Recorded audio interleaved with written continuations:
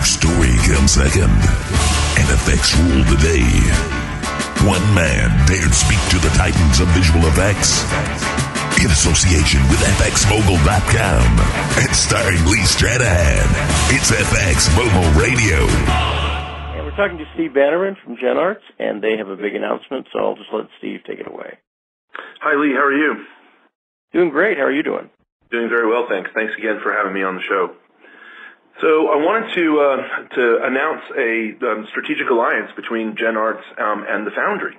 But before I get into the details of the alliance, I thought I'd take just a couple of minutes to set a little context to give you a sense for why we're doing this. So there are really a couple of overarching dynamics that our customers in the visual effects industry are wrestling with today. The first is that many of our large customers especially are keen to reshape their production pipeline.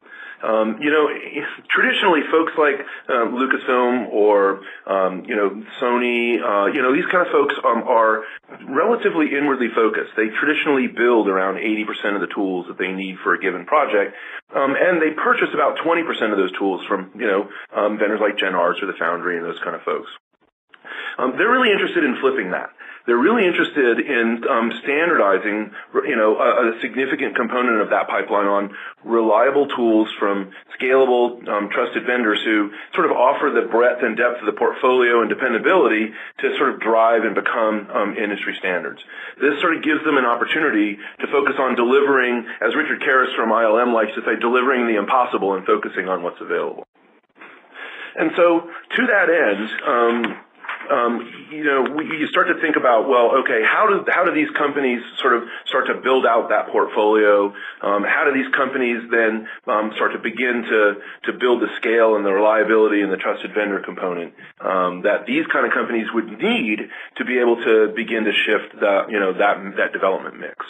If you think about some of the interviews that folks like Richard Karras and Rob Breedow have done over the last 6 months or so, they talk a lot about being able to move freelancers and staff around without having to do a lot of retraining on custom proprietary in-house solutions. Focusing on these really hard problems and not having to reinvent the wheel each time you do a project. These are things that really matter to companies like ours. The second dynamic that's really important is the notion that our customers, regardless of size or really where they fit in the production pipeline of a project, they really see the relationship between the host platform and the plugins as one intertwined, very closely coupled solution rather than two different products. And they're really looking for ways to be able to maximize the value of that overall solution.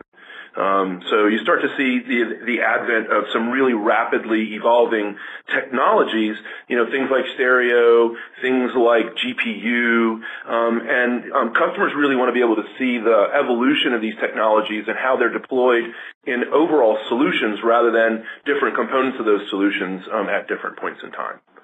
So these are the two sort of overarching dynamics that really sort of drove the Foundry and GenArts to get together and to announce the strategic alliance.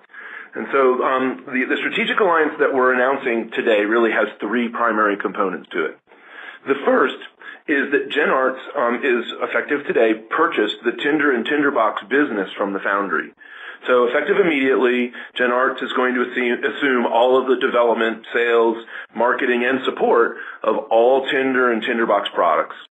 And, this is going to sort of not only expand the GenArts portfolio, but it, sort of allows the Foundry an opportunity to sort of focus on some of the things that they're doing in the Nuke side of things and on the Furnace side of things that allows our companies that were traditionally very competitive to be far more complementary.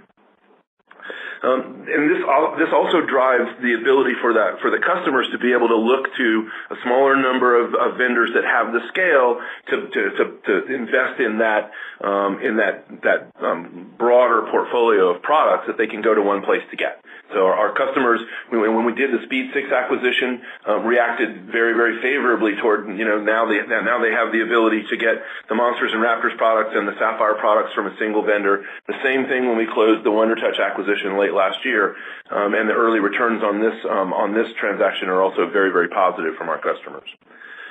The second component of the alliance is that the development teams from the Foundry and GenArts will be able to collaborate a lot more effectively to sort of synchronize the development of the new host platform with the GenArts plugins.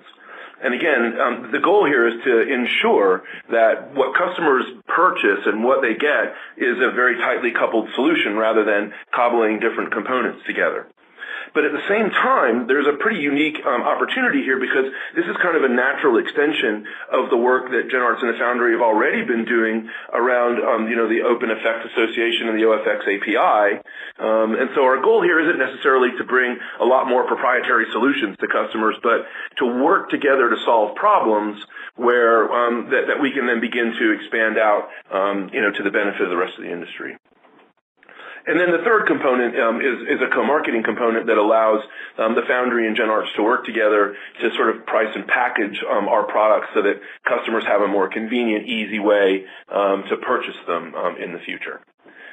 So that's really the three components of the alliance. And again, the idea here is that this is a pretty significant, almost historic sort of alliance in our industry, and it's really designed to allow the two biggest developers in the visual effects plugins world to come together to solve some of the biggest problems that our customers have right now and deliver solutions that they perceive to be significantly more valuable.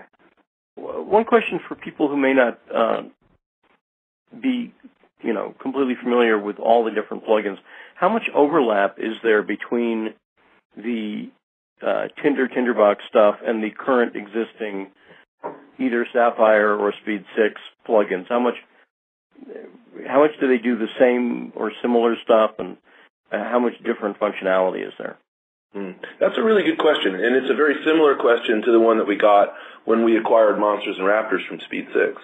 The Tinder and Tinderbox plugins are pretty much in the same sort of category of general purpose visual effects plugins that Sapphire, Monsters, and Raptors are in. And so there is some significant amount of overlap. But at the same time, it's really, really common, especially in the high end of our market, in the Autodesk space, for instance, for our customers to pretty much have both Sapphire and Tinder, because there are a lot of unique effects in Tinder that don't live in Sapphire that customers really value very highly. And so, when we thought about the purchase of the Tinder and Tinderbox business from the Foundry, obviously we were really interested in the technology, but we were also very interested in the brand. If you think about the competitive landscape of this business, not just today, but even going back as far as 10 years, the Tinder product and the Tinderbox products have been, venerable brands. They've been, really strong competitors to Sapphire, and they're one of the few competitors that have really been around as long as we have.